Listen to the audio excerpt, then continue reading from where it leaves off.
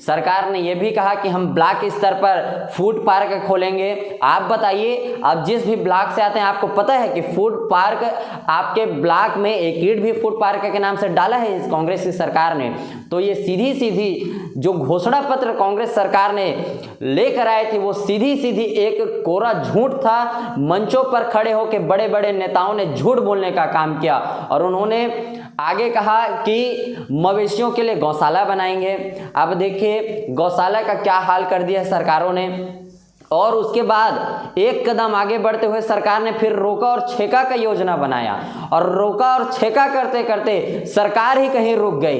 गौशाला के चक्कर में सरकार रोका छेका लाई और रोका छेका के चक्कर में सरकार की योजनाएं ही रुक गई। और एक योजना नहीं, सरकार की रोका छेका जो योजना थी ये जीव जंतुओं के लिए नहीं थी, बल्कि ये योजना सरकार के लिए थी। उन्होंने अपने कांग्रेसी जो सरकार है, शासन सत्ता में बैठे हुए लोग हैं, उनको ये आदेश दिया कि सारी योजनाओं को रोक दो और छेक दो, तभी हमारा भला हो सकता है। और उन्होंने कहा कि जो नौकरी है उसमें आउटसोर्सिंग नहीं किया जाएगा। आप बताइए छत्तीसगढ़ में जितने भी फैक्ट्री हैं उसके मालिक कौन हैं? वहाँ के प्रबंधक, वहाँ के मैनेजर कौन हैं? यहाँ तक कि अभी बिलासपुर का मामला जहाँ पे 267 फर्जी जाति प्रमाण पत्र बना के नौकरी कर रहे हैं। आप बताइए क्या यहाँ आउटसोर्सिंग नहीं हुआ है? अगर आउटसोर्सिंग नहीं होता तो फिर हसदेव जंगल को नहीं बेचा जाता।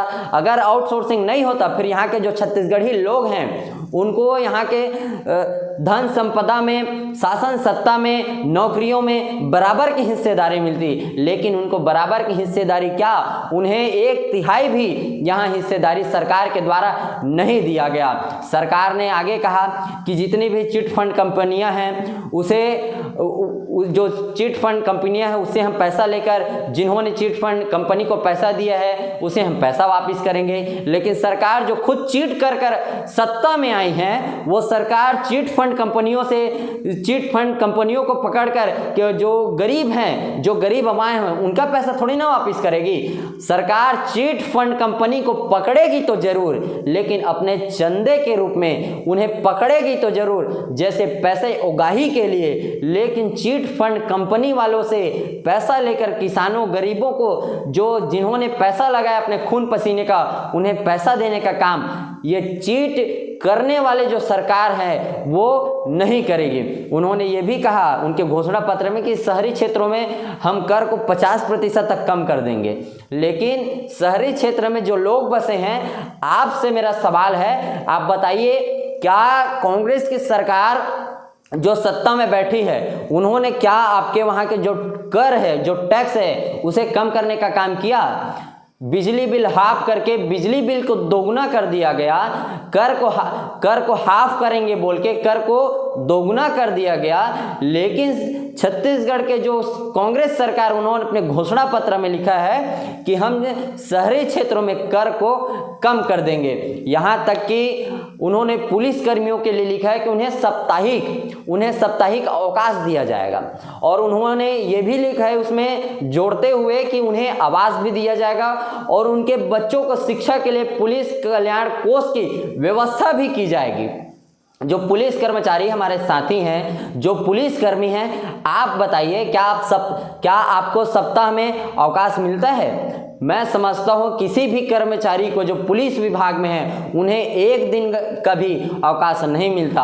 उनके बच्चे आज भी वहीं पढ़ने के लिए मजबूर हैं जहां उन्होंने पढ़ाई की है। तो मैं समझता हूं कि कांग्रेस की सरकार, जिन्होंने झूठ बोलकर इस छत्तीसगढ़ में शासन सत्ता को यहां हासिल किया है, वो पूरी तरह से छत्तीसगढ़ में फैल रही है। इसलिए साथियों, जो सरकारें, जो नेता, जो मंत्री, जो विधायक, जो सांसद, जो मुख्यमंत्री, जो प्रधानमंत्री मंचों में खड़ा होकर टीवी समाचार पत्रों के सामने जो झूठ बोलते हैं, ऐसे झूठ बोलने वाले लोगों से आपको सावधान रहना होगा। क्योंकि झूठ बोलने वाले न तो अपने लोगों का भला कर सकते हैं और न ही इस देश की, इस राज्य की जनता का भला कर सकते हैं। झूठ बोलने वाले अगर किसी का भला कर सकते हैं तो झूठ बोलने वाले भ्रष्टाचारियों का भला कर सकते हैं, झूठ बोलने वाले अपने धन्ना सेठों का भला कर सकते हैं, और झूठ बोलने वाले अपने चंद मित्रों को इस देश से, इस राज्य से फायदा पहुंचाकर उन्हें अरबपति बनाने का ही काम कर सकते हैं। इसलिए इस झूठ बोलने वाली सरकारों को, इस झूठ बोलने वाले लोगों से आपको सबक रहना होगा और इन्हें सबक सिखाने की आपको जरूरत है। जय भीम, जय भारत।